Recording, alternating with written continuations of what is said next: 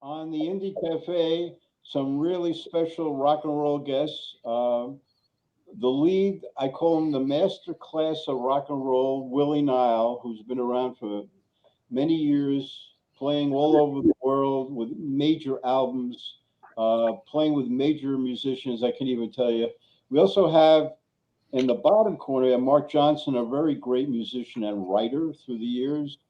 My co-hosts are Pat Bamburak, producer and co-host, and to my side is my lovely partner, Judith Salavetz. We are in the Rock and Roll Hall of Fame and all these other beautiful things. And welcome to the show. So I'm going to start off by first giving a little plug here to my friend Larry Jaffe came out with a book called Record Store Day, which is a history of Record Store Day.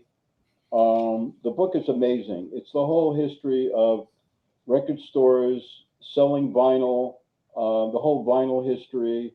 Jack White's in it, Michael Kurtz, the founder of Record Store Days, and many other famous people in the book. But the book should be bought because it's a real for vinyl collectors. This is a book you have to have. And so we'll go in with Willie, who's the let's call him the star of our show, and I'm going to bring up some CDs that I have in my collection, and it will get eventually to the two newest CDs in this life, and maybe you could talk a little about them. And the first one is Willie Nile Uncovered. This is an amazing two CD set tribute album. Willie, what do you got to say about this a little bit? Well, I got a phone call about a year and a half ago, something like that, from a fella in Brooklyn, and him and his partner they wanted to do a tribute album to me, and they asked if I was okay with that, and I was kind of shocked, to say the least. And I said, well, it's really nice of you, it's kind of humbling and embarrassing, but I said, yeah, sure. And they made this really beautiful 26 songs, something like 26 artists singing songs of mine. And when I heard it the first time, I went over to their house for dinner and they played it for me, and I had tears in my eyes, just you work year in, year out writing the songs and playing shows and making records, singing my songs and taking the time to do that. Yeah, it's very humbling, really, to be honest. I'm very, very thrilled that they did it. They took the time to do that. Yeah. The next one is really incredible. The Bottom Line. And I hear, Willie, when I was talking to you, you said you did this like your third gig you ever did or something like that? If you look closely at that cover, that was 1980. It was the third show I'd ever done in my life with a band, because I had no money. I was always broke as a church mouse. And when I made a record for Arista Records, and we started a tour. And if you hold that record up for a second, Spencer, my eye that's to the left of the screen, it's totally black and blue, because the very first show that I did, I had a roadie, a guitar tech for the first time, and we were playing in some college up in Albany, and he took the guitar off me and banged me in the eye, and an absolute shiner. I mean, I didn't think much of it, but 2 days later, I was on TV on Live at 5, New York City, on the news. At 5 o'clock news, and I'm on TV, and I've got this big shine, black and blue, like. Oh God, what is story?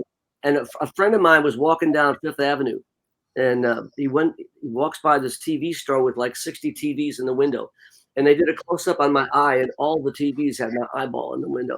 Oh my God! I think that I might have been at that show, Willie, because I was waitressing at the Bottom Line. I was there from the very beginning. Vince Skelton did the introduction. It was, there was a lot of press about, my record, and I was treated very, kindly by the press, and so it was pretty exciting for me. I'd never played, third show ever with a band. I didn't grow up in high school and play in bands. I was just a poet writing in the corner, and it was really good fun. And so that's a 2 CD disc, the Bottom Line put out, and. The first one's 1980, and the next one, I think, year 2000. So 20 years old. Yeah. What I remember about that show is the black eye. You don't remember the audience? Well, of course I do. One time I played the Bottom Line, and I had a wireless mic. Bottom Line was a great club, which I missed a lot. And I remember saying that, because with a wireless you can go anywhere, and so I thought I'm going to go in the ladies' room. So on the stage, I'm on the stage. So I went into the audience. I'm running around the audience, and I opened the ladies' room door and just screamed whatever, came back out, but like wireless mics. I once saw Buddy Guy, on the bar with a guitar and a wireless. I missed the bottom line. Anyway, yeah. So the next one is really another great album. You should have all his albums. House of a Thousand Guitars. Yep. House of a Thousand Guitars, title track. Yeah. Tell us a little bit about that one. I had a dream one night. I was dreaming about Jimi Hendrix playing cards with Hank Williams and John Lennon in the dream. It was a big house or a church or a temple, whatever. It had stained glass windows, could have been a brothel, but it was just a beautiful building. And like there were all these people whose music we loved. And it was a place where they could be together and away from the fame and all the nonsense that goes along with that. They were just hanging out. And I woke up and I wrote a lyric down. I went back to sleep. And when I woke up in the morning, I liked it. And I finished the song, House of a Thousand Guitars. It's a tribute. It's a tribute to musicians that I love. And yeah, it's a great song, by the way. It's a really fabulous song. Thanks. And now we're going to another album, Places I've Never Been. Yeah. That was on Columbia Records. Columbia Records at the time. And I made a record. Rick Chertoff signed me to Columbia Records, and I made a record, and it was really fun to make that record. Richard Thompson plays on that record. I think Terry Roach sings on it. Paul Wicks, McCartney's keyboard player, and oh wow, yeah. And Robbie McIntosh, they played on that album, and they were playing with McCartney the next night, so they had a day off, and they were playing Giant Stadium, and they came by. I'm on that album with Marc Jonson. Marc Jonson on it. Stuart Smith, Stuart Lerman. Great band I had. Mark sings so great on it. I've been blessed. I made 9 records in the last 12 years, and I don't put records out just to put records out. I won't make one unless I think it could be special. I just won't do it. And Mark sung a bunch of them. Marc Jonson's one of my favorite songwriters ever. He's a great songwriter and amazing singer. And I've been lucky. But you don't do it by yourself. 9 albums in 12 years. I've got a good team around me of great players. Stuart Lerman, a great producer. And you also have your friend James Maddock on a lot. Oh, yeah. James love. The last bunch of records I've made, James Maddock's been a major background. He sings, plays guitar. The Dylan cover album I made, James played some amazing guitar. James Maddock is one of like these days in New York. Yeah. It reminds me of the old days where there's a scene like James Maddock. I was out the other night. Joy Askew was playing at Rockwood Music Hall, and I went over there. James was there, a few other friends, and there's like I love the camaraderie of musicians. Mark and I have been brothers in arms since the mid '70s, and I love that about New York. And there's a good scene going on now. But James is amazing, and he's sung so great on my albums. I mean, I'm a lucky guy with that team that I have around me. Yeah. So the next album is another classic, American Ride, which James Maddock's on also. That's funny. That's the early cover. That wasn't the final cover, but yeah, American Ride. James is on that. Really? American Ride. Oh, Spencer, the cover. Let me see if I can. It's around here somewhere. But American Ride is a song I wrote about a journey across the U.S. Looking for the good, the bad, and the in between. There's some things I really love about this country. The dream that is this country. Mm-hmm. The sense of adventure, the sense of neighbors, helping neighbors. Obviously, it's pretty distorted these days. And there's a lot of things I don't like about the country, but I believe, I try to look for the positive in things. And that was the song I wrote, about the country, it's just a mental journey I took across it. And it was a title track. And I love that album. I always call you like a mover and shaker in music. I mean, John Lennon was like that because you write music that say things that you believe in, that should be changed, things to make the world better. And I always love that about you and passionate about what you do in your own work because you're like that. Thanks. I think it's very important. And then here's another album, Streets of New York. A little bit about that one. 2006, Streets of New York. Yeah. It's funny. I had written that song and it was in my piano bench. You know, I've got piles like paper like this, like huge I get, you know, of like lyrics, you know, and I had just written it. And my buddy Frankie, who's played with Marc in the past, is a great songwriter. He was over here one day, and I said, "Oh, I wrote this song." I played it for him, and he said, "That's my favorite song you ever wrote." And I didn't think, you know, I hadn't thought much about it, and I thought, "Yeah, that's pretty good." Title track of that album, great band on that album. Yeah, yeah. I've been lucky with the musicians I've played with. And then you got World War Willie. So Spencer, who calls an album World War Willie? I remember when that came to me, I go, "You're kidding me, right? You're going to really call this album World War Willie?" World War One, there's World War Two, and there's World War Willie. Total blast making that record. You know, it rocks. There's different the songs on all the albums. There's a variety of styles and themes. I got to show the pictures inside here. Who did the photographs on this? Oh, that's Christina Aragoni. Yeah, Christina, my wife. I married last year. She's an Italian photographer, lives in the Italian Alps. Yeah. And she's just an absolute wizard. You know, she's one of the great photographers alive, you know, and I met her 12 years ago touring in Italy. The promoter called her up and said, "Will you come and take pictures of this New York songwriter?" She didn't know who I was. And we just hit it off. And she's the last, I don't know, 6, 7 albums she's taken all since 2013, all her photographs. And she's just a great photographer. Let me go first into this one, which she shot. If I Was a River. This is a very different album for you, a very beautiful album. I have so many songs, and that's a piano-based album. I have so many songs, and I'll tell you, hold that up for a second. Yeah.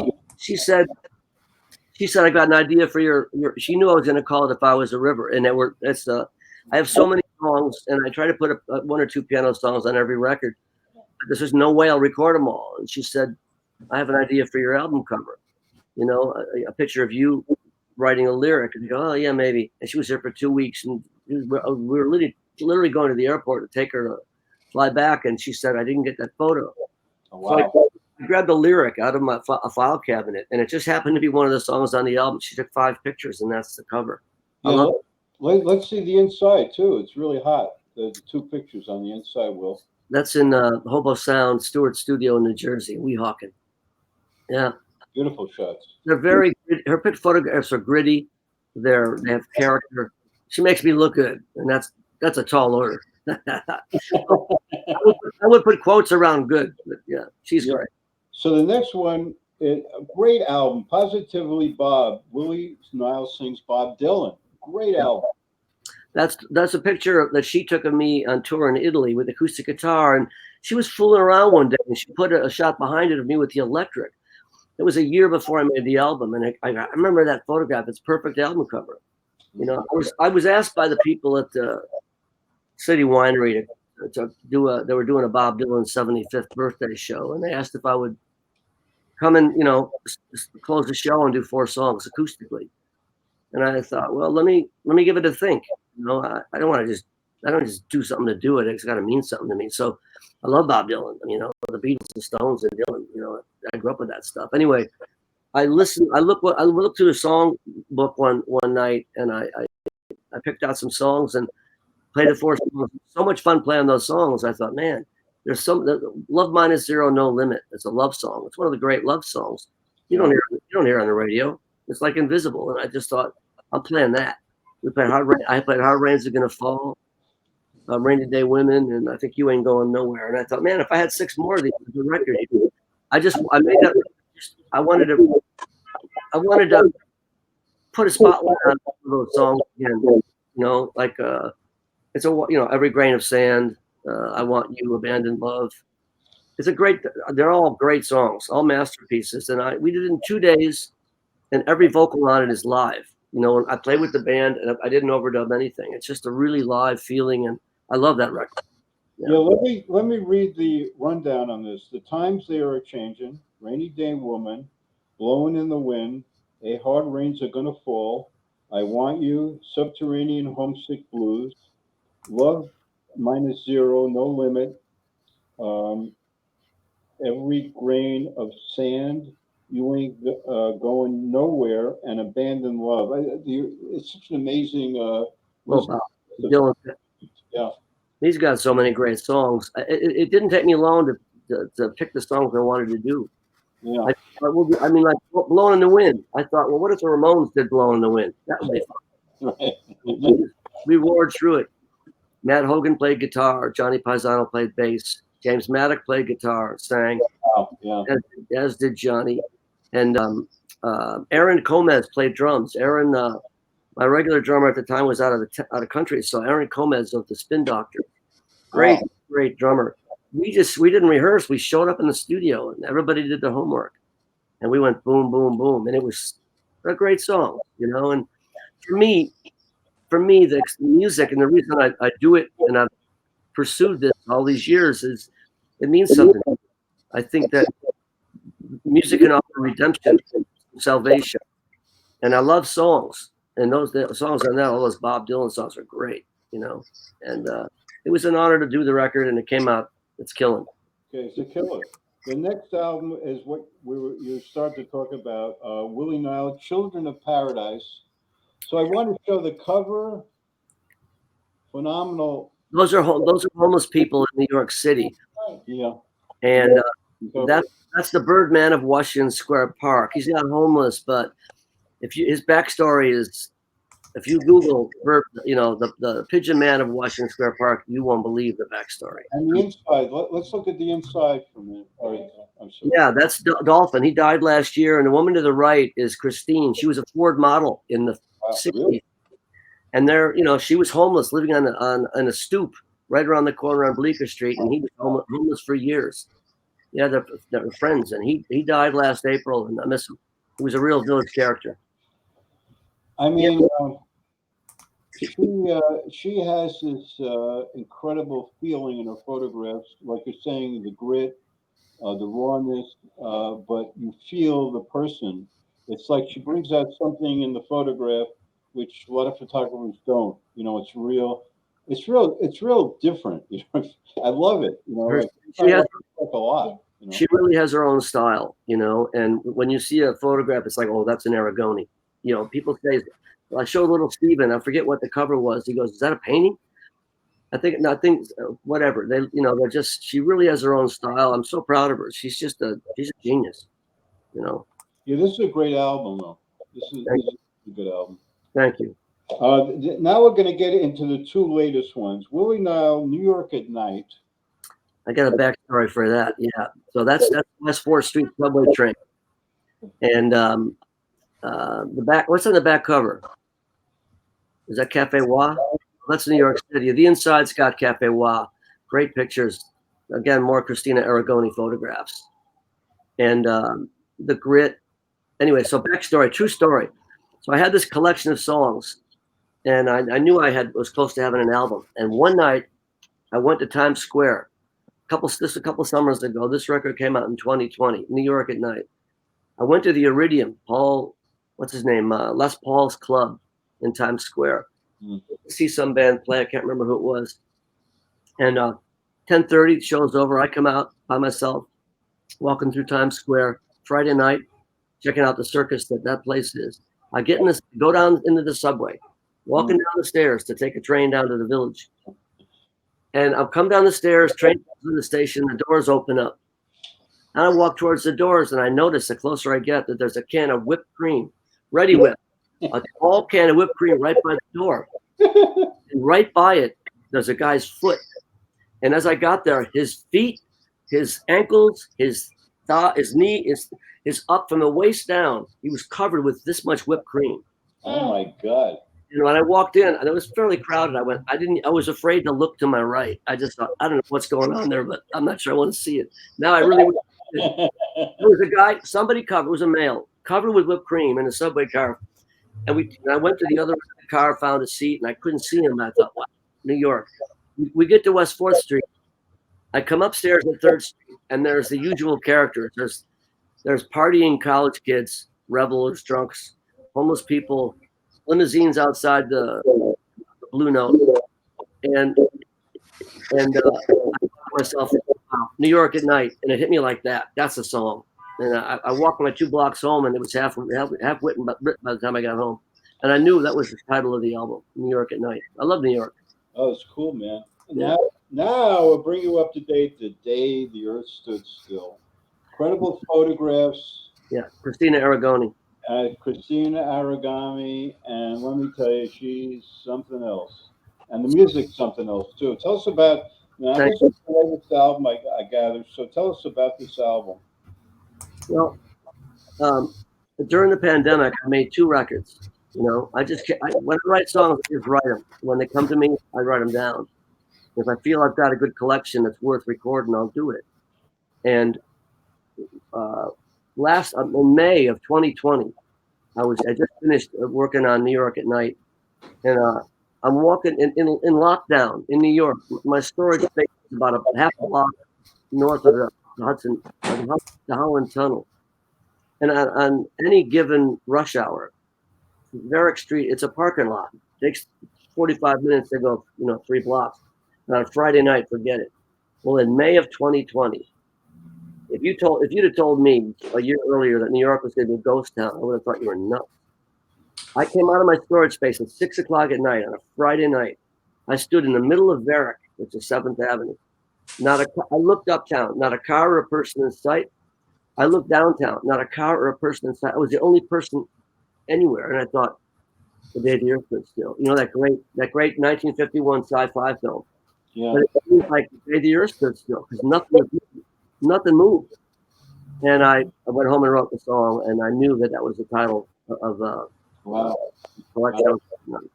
Yeah, I'm thrilled with that record. Steve Earle lived around the corner from me. He just moved like 2 months ago, but I became friends with Steve over the years of him living here in the Village. He loves the Village, and we were mixing the album, and I thought, there's a song called "Blood on Your Hands." It's a song about the pandemic, and all the people that died from it because of the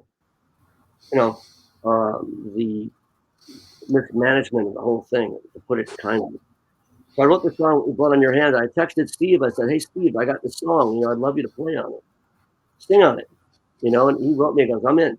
And he came to the studio, sang on it, and he brought his grit and his earthiness, and his tough Texas vibe. It was just great.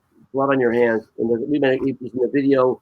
There's videos for both those songs, "The Day the Earth Stood Still" and "On Your Hands." So we just put a video out for "Off My Medication." I have a song on there called "Off My Medication," and we just did a video, put it out last week. I love that record. Yeah, Steve Earle is amazing, and you've got quite a bunch. Now we're going to get to Marc Jonson, who's on the album. Marc, let's tune in on Marc Jonson, who's with us today. Marc, how are you doing, man? I'm good. Tell us. I'm enjoying this history lesson. Yeah, it's way, and tell us about your involvement with Willie. Tell us a little bit about that. You've been involved with him in certain albums yourself. Well, I had my own studio set up in my apartment on Cornelia Street, and I was very careful about who I would want to come over and record because it was my house, and I didn't want to waste my time just recording everybody who wanted to record there. And a lot of people wanted to, have me come up and record them. And Willie was like probably between the Roaches and George Gerdes and Loudon and Willie, there weren't many other people that I took the time to work with. And Willie and I started working up there together. And it was a lot of fun because it was they were good sounding demos. They weren't just on a cassette recorder; they were on a TAC 1/4-inch tape, and I knew how to record and engineer really good and produce. And we started. I had always been recording my own stuff, so I started recording with Willie and making demos, and it was just a laugh riot to record in your own apartment with just one artist, because you didn't have the clock ticking and it wasn't serious. It was just fun, and that's all I remember. It's like we just had so much fun making songs up and recording, and then I think he took some of those songs and took them into the big studio. But to get the foundation down first is important. You know, it's really an important part of the process, and I just loved his spirit. I wasn't really close with a lot of people in New York. I could count on my hands how many people really mattered to me musically, and Willie was on the top of the list. Yeah. And how there were a lot of people in that scene, but nobody had the buoyancy and the talent and the lightness and the overall vision to write great material, timeless material. Are we talking about the time period is the 70s? Is that the period of time you're talking about? I think we started working toward the late 70s and into the early 80s, into the mid 80s, and it was there was something in the air. There were a lot of people. There were a lot of New York City was very different. Yeah. In every aspect, Yeah. especially in culture and art. Yeah. The arts that was going on at the same time. The music was explosion of music that was phenomenal. Yeah. And you guys were a part of that. How brilliant! How exciting! Marc is an incredible producer. Marc is like a Brian Wilson. He had this 4-track TAC recorder in his apartment, small apartment. But what he's done with that, he made an album called 12 in a Room. And 12 songs that he recorded on his own in the studio. I think almost every one of them. And he's just a brilliant producer, singer, musician. And we would be recording from 11 at night to 6 in the morning. I can't remember how many nights. Like when sun coming up, I come out of his building. At 6 or 7 in the morning. 6 in the morning, sun coming up, birds chirping, and we would just have these really trippy, deep, moving, fun, wild sessions, recording and laughing, talking about the world. Magic times. But Marc, 12 in a Room. He's made a number of great albums. Musician Magazine gave it 5 stars or whatever, and it was the album of the month that year. That month it came out. And I forget what year that was, but 12 in a Room, Marc Jonson, masterpiece. Marc's a great. Yeah. And I worked on that album, Marc. Yeah. I usually did. find, And you know what? You know what's weird? Yeah. You were working with a Lou Reed album at the same time. Judith was with me on that. What was it called? Well, we worked on New York. Judith and I worked on New York and Magic and Loss. Magic and Loss, and he dedicated that record to Doc Pomus, and I dedicated 12 in a Room to Doc Pomus. Right. So that was another coincidence. The thing with Doc Pomus, for those of you who don't know, Doc Pomus wrote "Save the Last Dance for Me." He wrote "Little Sister" for Elvis. He wrote "Marie's the Name" for Elvis. Suspicion. Every time you call me, I'm still not certain that you love me. He was a legendary brill building songwriter, and he was the coolest cat. I've met a lot of people, legends. Nobody cooler than Doc Pomus. He would come to Kenny's Castaways. Right. Like I'd play there 6 nights a week. He'd come see me. I go, Doc, how come you come every night? He goes, I like what you're doing, kid. I like what you're doing. And he'd sit in the back row with his sunglasses on, and he was what a cat. I mean, a legend, real legend. Willie, he was in a wheelchair. I remember. Yeah. He sit in the back, and it was like the king holding his court. Oh yeah. People come around him. People would gravitate to him. Oh yeah. He had that whole aura, and Lou loved him. I mean, the other thing in our life. I mean, I went to Doc's funeral, and Lou was there. Hector was there crying. Everybody. I mean, Doc Pomus was beloved by musicians, by other people that are legends. I mean, Doc Pomus. Marc and I can't say enough how supportive he was of us and the scene. Wow. And I remember Don Hill said, "Don't ask him about Elvis." The early was, "Don't ask him about Elvis." I didn't, but God bless Doc Harmon. One of the magical characters. He was amazing, an amazing person and important in the history of music, right? I mean, that's major. So, and any other, I mean, the West Village at that time was incredible. I mean, the energy at Folk City, you had Kenny Castaways, you had Arthur Rugoff, you had, the bitter end, Cafe Wild, the bitter end. And down the street, CBGB's. I mean, it was a very... down the street, you had the Bottom Line, you had certain, I mean, it's unbelievable, the energy in the West Village, right? City, there was musicians with guitars all the time, and you don't see that now. It's not, there's musicians. I mean, Steve Earle lived around the corner. Patti Smith lives a block down the street, and Little Steven lives a block the other direction, but you don't see so many musicians, hitting the clubs like back then, probably in Brooklyn, Yeah. Well, because it's not affordable anymore. Yeah. It's more affordable in those days. Yeah, you got to rob a bank to be an artist these days. Yeah, it's true. Unfortunately. And so many ideas, just that's where all these ideas come from. Just walking those streets and just hearing the mechanics of a city. Just what your footsteps will be like a metronome. Yeah, I mean, Richard Barone put out an album about the streets of New York in that vein, the early days in the Village. Yep. He's very attuned to the same thing we're talking about. Richard Barone, great musician, by the way. I used to walk to CBGB's, and one night walking home, I mean, I would go there 3-4 nights a week. It was just great times. It was like, I would call my friends and say, it's like Hamburg in the 60s. And it was. I'm walking home one night with a bunch of friends. We were all drunk, and I'm walking home, and I wrote "That's the Reason" because, like Mark says, my footsteps. That's the reason. And the songs in the city are still they're creeping out of the sidewalks. They're ducking around the corner in shadows. They're all around. They come up. They're peeking off the rooftops, and they speak to us. Mark, I mean, Mark's one of the great songwriters of the era. He really is. I mean, 12 in a Room. What's the other one? Last Night on the Roller Coaster. He's got an album called Last Night on the Roller Coaster. That was the second one. That was the second album. The masterpiece. Yeah. So, and it was, it's just that, New York is like a big carnival. I come from the suburbs.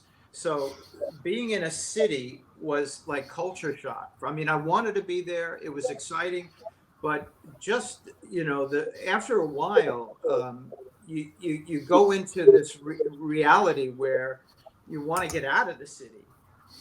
And sometimes the only way to get out of New York City, it gets a little claustrophobic and it gets a little, the subways and the taxis never stop. And the only way to get out is to write a song and to write your way out of it and to, go home and work on getting the music for the lyric and finishing the song and then recording it. And in that whole process and making an album, you kind of get away from the mundaneness that the city also is about.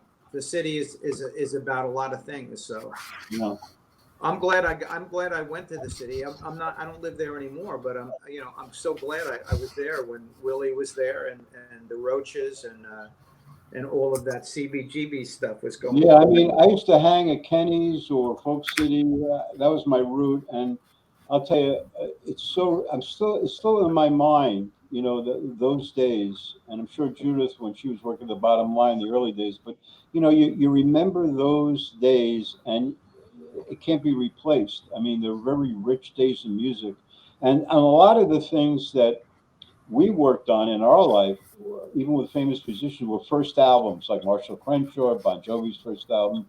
A lot of first albums were always like the big thing, and a lot of these musicians, like Willie or whoever played, would come out with their first album, and it was always an incredible album. But I always remember, like, that's where they started.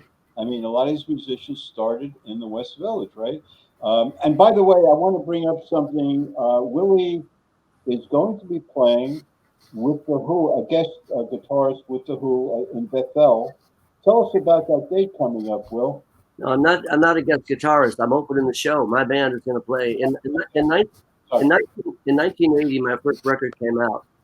I was 3 years old at the time, and we toured across the U.S. You know, my first tour ever. The last show was at the Roxy in L.A., and it was packed. Everybody wanted to see the new hot shot from New York. It was really fun. John Hyatt opened up. Freddie Mercury came to the show. Grant Parker was there. And unbeknownst to me, the Who's management were there. Someone at Arista Records told me, "Oh, Pete Townsend loves your new record." And I thought, yeah, sure he does. I thought it was just record company nonsense. But it wasn't. After we played, and after the show, it was a great night. After the show, Bill Curbishley, a dear friend, came backstage and said how much he liked it and wanted me to open the tour for the Who. They had started in LA, and I think they had the Pretty Things were opening, I think. And they kicked them off the tour. And I got to tour the rest of the country with my band. J.D. Doherty from Patti Smith's band, Fred Smith from Television, two of the best bands ever to play at CBGB. Clay Barnes from Mississippi and Meridian, Mississippi, and Peter Hoffman from Boston. So we toured across the U.S. with the Who, and so they're touring again, you know. And so they invited me to open up a show for them in Bethel Woods Art Center, where Woodstock was. And so May 28th we'll be playing open up for the Who. Really looking forward to it. You know, that's great. Yeah, it's fun. That's going to be great. Congratulations! I mean, that's like. But you know, you play with Springsteen. A lot of people don't know. They're listening in, so we want to educate them. You play with a lot of great musicians. Name some of them. I mean, Springsteen, blah blah blah, goes on and on. Right? Well, I've been very fortunate. You know, I really have. You know, if you'd have told me some of the things that have happened to me, I would have said, "What are you smoking?" You know, it's like, and you can't plan. You know, I think the idea, you just do the best you can. Try to be true to your heart and give everything you got. You never know where the road will lead you. I got to open up for the Who. I toured with Ringo, opened up a Ringo Starr. I got to sing with Ringo one night I get by with a little help from my friends at Saratoga Performing Arts Center. You know, there's so many places and stories. Springsteen's been really great. You know, he's been so good to me. Invite me on stage. He'll come and join us. He's joined my band many times. And he played when they were closing Giant Stadium. He did 5 shows. And he had one artist that week join him. You know, I opened up. I didn't open up. I played with him on stage. 70,000 people going nuts for Bruce. Wow. It was really fun. And I mean, at the end of the day, you know, it's about the songs, and the people we're talking about are, you know, serious artists. You know, and Marc's one of those people. You know, that it's about the songs. It's about heart. It's about credibility. It's about giving everything and not being full of yourself, you know, and you know, Who have been really good to me, and Springsteen, so many people, and I'm really looking forward to the Who show. It's going to be great. It's going to be epic, and there might be more, I'm told. So we'll see. But with that show, May 28th, that's out. I can believe it. I mean, things are coming to you in such wonderful ways, which you richly deserve. Marc, are you working on anything now? By the way, Marc Jonson. Yeah, I've got an album coming out. I was saying before, there's a fan of mine, Victor Ramirez. He's a 29-year-old Spanish genius, and he has been a huge fan of mine, like since 2016, maybe 2015. And he just a girlfriend of his stumbled upon a Spanish radio station that was playing a song from Last Night on the Roller Coaster called Suddenly Sunshine, which I wrote with Frankie Lee. And she told him, and he got in touch with me. And finally he said, I'm going to record that song, which he did with Ken Stringfellow from that band, The Posies. And then he wanted me to produce an album for him, which I did. He came here in 2016, and I produced an album. Right? From Spain, Marc, right? Yeah, from Spain. And this is different than the 3 guys. This is another guy. And so he and I just finished making an album together, which is coming out on a Spanish label. It's an international label too. And it's called Turning on the Century. and I contributed 5 songs and he contributed 5 songs. And one of my songs, the first song that's going to be on the record, is a song called Tape Recorder, which has the first line in it: Dion's over at the pizza parlor. And it's just a kind of a not a nostalgic, but kind of it's a modern song, and it's we made a video for it, which is cute. And so I'm thinking that we're going to be going on a tour for this, just me and him. Wow. And Right. yeah, that'll be fun. And I have, like I said, I had this cut on a physical, this TV show, Apple TV physical. It was the End Crawl. And the people that put that together, I think they're getting some other activity for me with some other TV shows. So we'll see what happens. You know, I have a band. I play with Willie every now and then when he's close by. I put I put a band together. I have a you know, I have a great little scene here in Jersey, and I love being here. I have my studio set up here.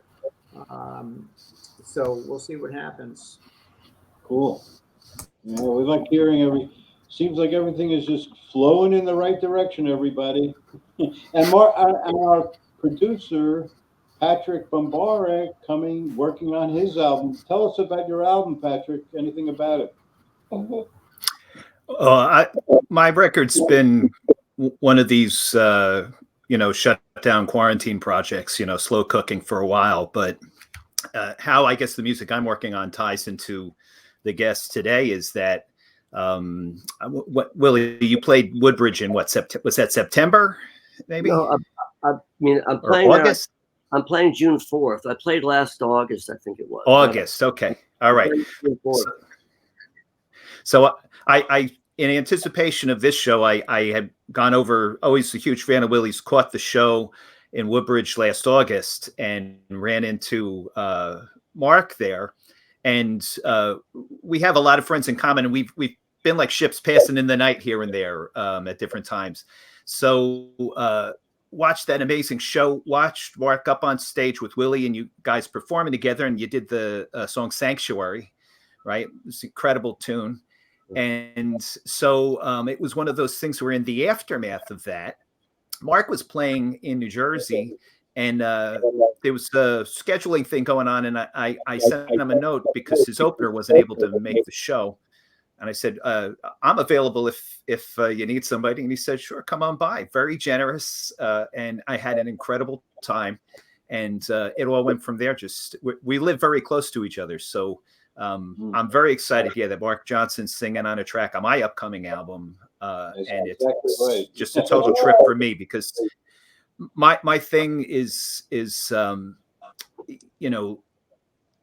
I've been in this business for a long time, but I learn from everyone I work with and everyone I meet. And I developed that sense, I guess, of knowing who to really pay attention to. And as songwriters, you have to pay attention to Marc Jonson and Willie Nile. The craftsmanship that they bring to that. Willie Nile and Marc Jonson paid attention to each other. Yeah. Well, and that's what I want to ask you guys about. So talk about that process of the young Willie Nile and Marc Jonson, songwriters from way back when, to the songwriters of today, that journey that you guys have kind of taken together as songwriters and sort of that evolution of your craft. Just when you see somebody that, stands out, it's like hearing something on the radio. Wow, I like that song. It stands out from anything else I've heard all week.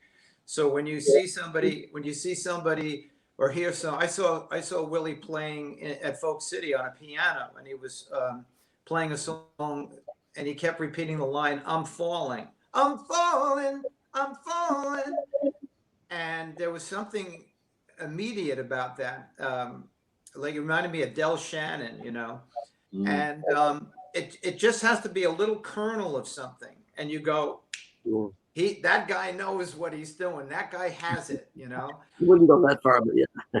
Well, no, it's. I would- I mean, not everything you do, not everything someone does has that. But if you see someone that has it, it's more likely that they're going to have it again and repeat it, because they know that a certain song has a certain magic. And then he was playing that song about the widow. What's that called? Widow Crane. Wow. Widow Crane. Widow Crane. Yeah. You This know? old Italian woman. We'd see her across the roof. I'm on the top floor, and she'd be on the roof. It's great. He was dressed in black with white hair, and she, you know, and I had my little kids on the windowsill watching the world go by, and she'd be waving. Only spoke Italian. Just I called her Widow Crane. I wrote a song about her. Yeah. So you walk into a club, and most singer-songwriters are they wrote too many lyrics for the song, or that, you know, it's boring. And it's a special quality that when you hit it as a songwriter, it's simple, it's direct, and if you're lucky, it's got something spooky about it. And either the chords or something in the lyric or the way it's phrased, and it catches your attention. And so when you meet somebody that can do that, you know, you want to be their friend, you know. And like I said before, there were a lot of people coming through the village, and not everybody had that, like, real, whatever it is, you know, had that, was able to create this, you know, spiritual, or whatever you want to call it, ethereal kind of, you know, Rumble. movement in their craft.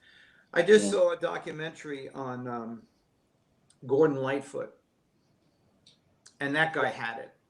That guy had it. And, right? And there was just something, and he said it himself, you know, you can start off down the road writing a song, but then at some point something else takes over that you don't know anything about. And the best songs are that. And he wrote a bunch of them too. You know, he's just incredible, you know, historic force of nature musically. Marc and I always related together as rock and roll brothers. You know, he had his great band, Marc Jonson and the Wild Alligators. Come here. They were on fire on Bleecker Street. They would play Oak City, Kenny's Castaways, wherever they played. We had a wild, rabid audience, and you know, I jump up and sing with them sometimes. But like, did you pour beer over my head once? I do believe. Sorry, I do believe I. I think you did. I did. Me and Willie were on stage, and you know, and it was like Bad Love. It was some wild song. It was a song I wrote called Bad Love, and the chorus has 2 words, Bad Love. And so, like, and then it goes, yeah, and like right on that, yeah, Willie dumps the rest of his beer. It wasn't that much, but it was like over my head. Sorry about beautiful. It was beautiful. I got to tell you, I got to tell you guys, I don't know if you know that, I designed the logo for Kenny's Castaways with the cherub and the horn, and wow. Originally, but Pat told me something that I always remembered, Willie and Marc and Patrick and my partner Judith, is that he never, you know what he said to me? He says, I don't like cover bands. I like musicians who say something with their music. I never forgot that.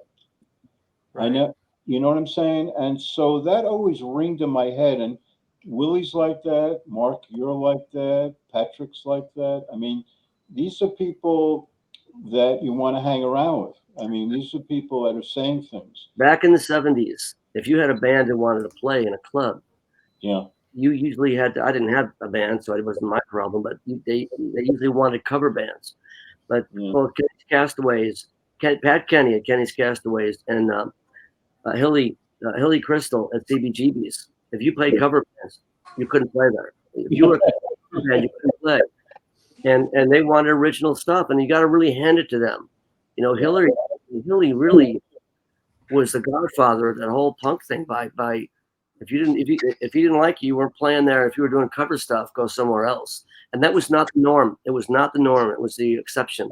So Pat County, and Hilly Crystal deserve a lot of respect and appreciation for what they did for music to the musicians here in New York. Now we have Paul Colby too, Willie, in that gang, right? Paul Colby. Paul Colby down the street. Yeah. So some very famous people, you know, that played there.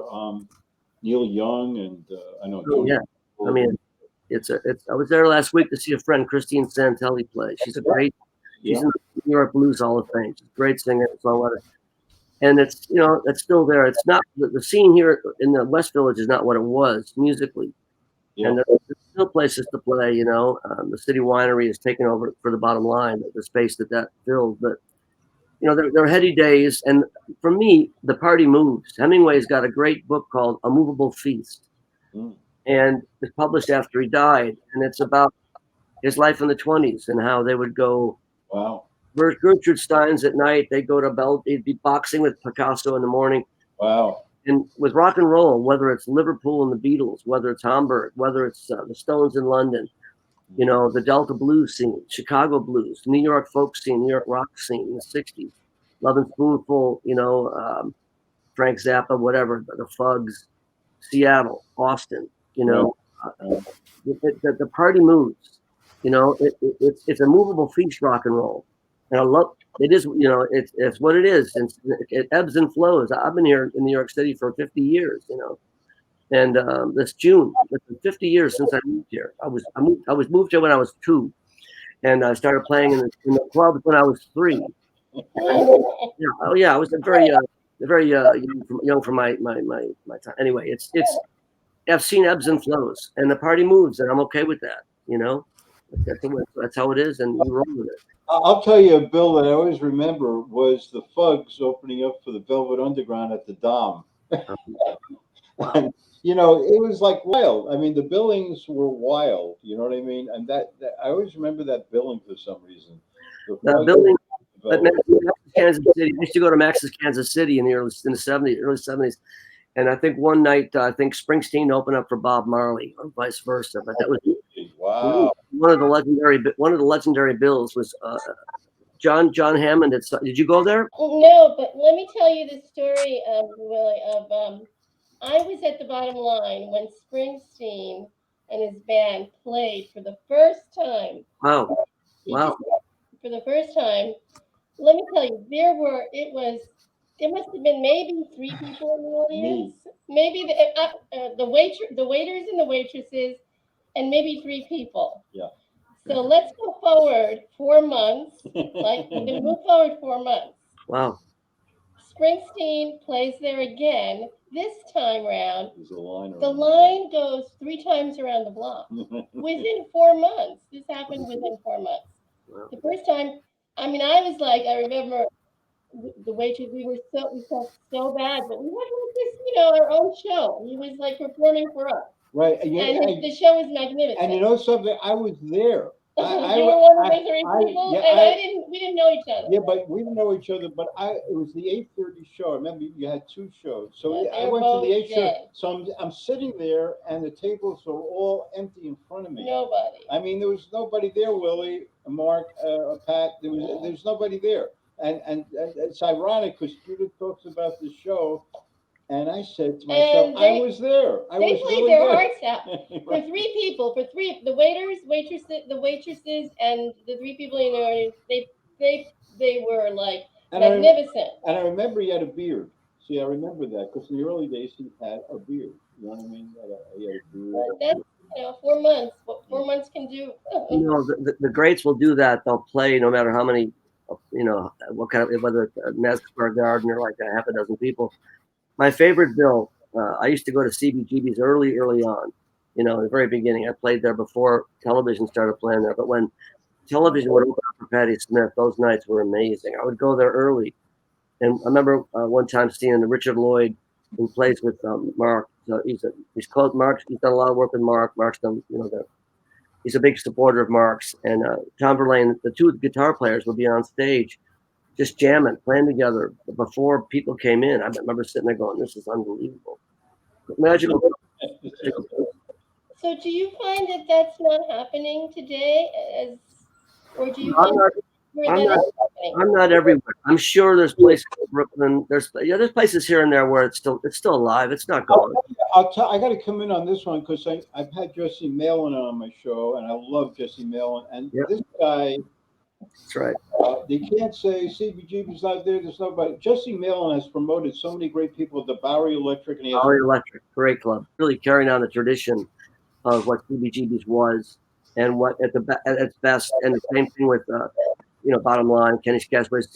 Bowery Electric's totally carrying that on, and there's always some kid going to come into New York with a bird in his saddle and a guitar on his back, pissed off at the world and singing about it, and that's one of the places they can play. So it's still around, it's still alive. There's other clubs, the Rockwood Music Hall. There's 3 venues there. Rockwood's amazing, Willie. They got such a bill on that place, right? Rockwood has a lot of musicians playing. Three venues there. There are a lot of places. It's still alive. The magic is still happening. Yeah. And you got the Bowery Ballroom, right? The Bowery Ballroom. My ballroom is great on Delancey Street. I've seen some magnificent shows there. I saw you play there, I believe, and I went backstage, and Christina was there. I'll never forget that. I met you, and Christina was there. It's a great venue. There's still great venues. New York still is alive. I think the spirit of creativity. I'll tell you a quick story. Mark, you might know this. I don't know if I told you this, but like in 1917, I love New York. I always walk around looking at the buildings and thinking of the history. Well, in 1917, Marcel Duchamp, famous painter, he painted a Cubist painter. He painted a painting called "Nude Descending a Staircase." Right. I know it. It's in the Buffalo Albright Knox Art Gallery. So I grew up seeing it every time I went there. He was living here in 1917. At the Provincetown Playhouse is up the block. Eugene O'Neill opened that in 1915. Well, 1917, one night, to show you how far the thread goes back, Bohemia, into the 1800s. But I know that a lot of the history around here. Marcel Duchamp, the woman who was the director of the Provincetown Playhouse, a couple of painters, playwrights, poets, they snuck into the Washington Square Arch. There's a little door at midnight. They went up to the top. They hung Chinese lanterns and balloons, and they read a declaration declaring Greenwich Village. I'm not sure if it's Greenwich Village or the park itself to be a independent Bohemian republic. 1917, true story. 1917, they stayed up there all night and they partied. And there was a place in the in the 1800s called the House of Genius. It was on the corner of West 4th Street and LaGuardia. It's now the NYU library. But there was a rooming house there where poets, painters, sculptors, crazies, wannabes, whatever, the usual mix of the circus, as Mark says. There's a photograph in it. There's a photograph. If you go to CBS, they have these books. They have New York books, New York cops, New York criminals. The West Village, one of them has a picture of the House of Genius. You're talking 1870 or 80. So the thread of creativity and the characters that have peopled these streets, this goes way back, and it's still here. It's not going to stop. Nothing's going to stop that train. Yeah. Right. I'm glad you mentioned Bowery Electric. Jesse deserves a lot of credit. He really does. Yeah. No. A really exceptional place for music, and it's almost like he carried on something like CBGB's, and not quite different, but doesn't matter. It's turning on. There's 2 venues. If Marc Jonson and the Wild Alligators are playing now, they'd be playing the Bowery Electric. They'd be playing Winery. Yeah. Hey, there's a new show at the Paper Mill Playhouse called The Wanderer, and it's based on Dion DiMucci's life. Wait, where is it at, Mark? It's not far from here. It's called the Paper Mill Playhouse. What town is that? Milburn. Milburn. And it's based on Dion's life. It's supposed to be. You know why I heard that? Sylvia Reed, Sylvia was there, yeah. Sylvia was there, and I've heard from Little Steven is involved in it. I think he's I was talking to Stephen last week and via email, and he mentioned that he was doing, he was helping out with a play. I didn't know it was up. That's great. Yeah. Dion, everybody loved Dion. Lou Reed loved Dion, and rightly so. I remember when I was a kid, I was one of eight kids. And one night, it was a Friday night, my parents were out. And my older brothers, I had two older brothers, Tom. And Tom, one of my brothers, bought what is it? What's one of the biggest hits? Run Around Sue, The Wanderer. It was On the Top of God. The Wanderer. And he played it 30 times in a row. And we're supposed to go to bed. And he's blasting the house. He just played it over and over again. Yeah. And it was, I'm not sure if that's the song. I don't know if it wasn't Run Around Sue's before that. One of the early ones. I Wonder Why. I Wonder Why. That was Dion and the Belmonts. It was Dion and the Belmonts. Yeah, so I had the gold album with a picture of them with sailor suits on the front. and you know what? I gave the album to Kenny Laguna because Kenny, if you know Kenny Laguna, Joan Jez man, he has a very big background in songwriting, and he just to this day, I know he can't thank me enough, but that was the album that I had. I played the grooves out of it, Willie. Literally, I played the grooves out of it. Well, music. You with Dion. You're bringing up. You're brought up with Dion, and that's it. I mean, I mean, all five of us here, all five of us on the screen have been touched by music in a deep way. And I'll tell this to DJs. It's the same thing. We've all been struck. We're all fans. We all love music. It's meaningful. It gives meaning to our lives. And to be able to write and make records, loving the music as much as we do, we're pretty lucky, to be honest. I mean, by the way, he's got an incredible blues album out that I don't get, but my friend, it's a great record. Rory Block's on it, who used to have a leather shop in the West Village. She used it all the time, and she's on his album. She's on Dion's blues album. That's a great album. I saw Little Steven interview him at the YMCA Uptown, and Dion, I mean, he's a great singer. He's a blues guy. He's a remarkable artist, and he's still doing great work. We love Dion, and let me tell you, it touches, like you said, Willie. Dion touches all our souls, and what's great about this interview today is that all of us are connected in some way with each other, which is very fabulous. That doesn't normally happen on multiple interviews like this, And I'm so happy about this, having you on, Willie and Mark, who I haven't seen in years, and our friend Patrick, who makes the show happen, and Judith, my soulmate next to me. Without her, she's the glue in my life. She wouldn't be this famous and album designer was for her. So I just want to thank all of you for being on, and the stories, there are going to be more, and we'll have you on next time, Willie, with your next album, hopefully, and Mark, when you have your next album, you come on, and we're going to have Patrick on, which probably will mean Mark will be on with his album, unless Patrick brings Willie on. Maybe you could sing a tune for us. I'll play a little bit of the title track, "The Earth Stood Still." I wish I was had my computer mic. It would sound better, but I'll give you a little bit of it.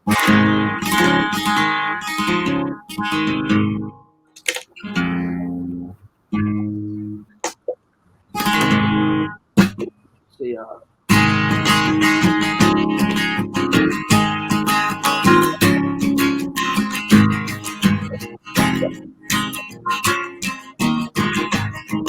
politicians were in my pocket.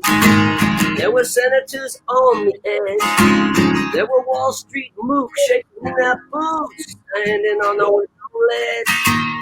A cold north wind was blowing, giving everybody a chill. Nothing moved out on Main Street the day the earth stood still.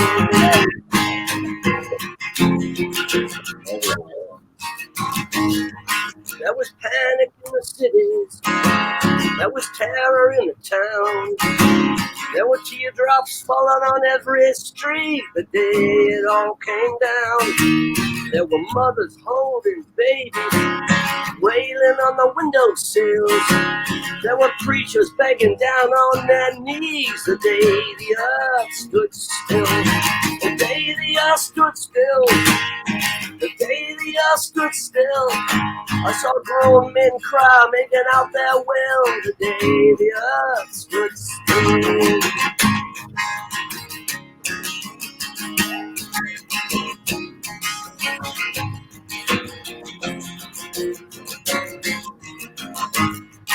When the ABCs of logic meet the CEOs of greed, and the SROs of loneliness cry out and start to bleed, there comes a time for judgment, a time to pay the bill, and that is just the way it was the day the earth stood still.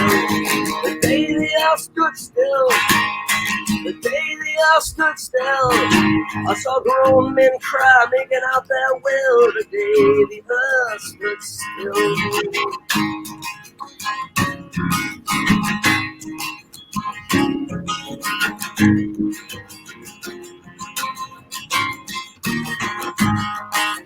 Clap to Barada Nicktown, clap to Barada Nicktown, clap to Barada Nicktown.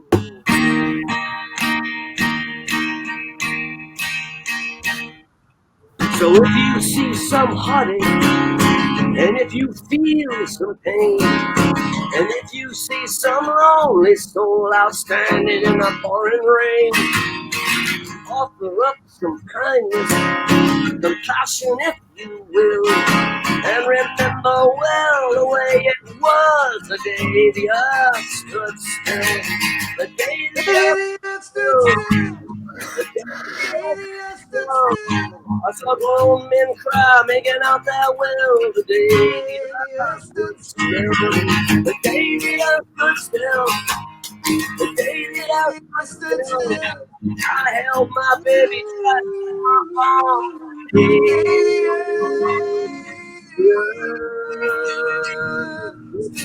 That's the right of Nicktown. That's the right of Nicktown. That's the right of Nicktown.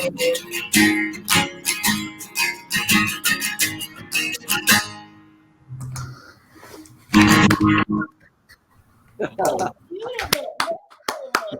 Oh my God. Oh my God. I wish I had a good mic, but yeah.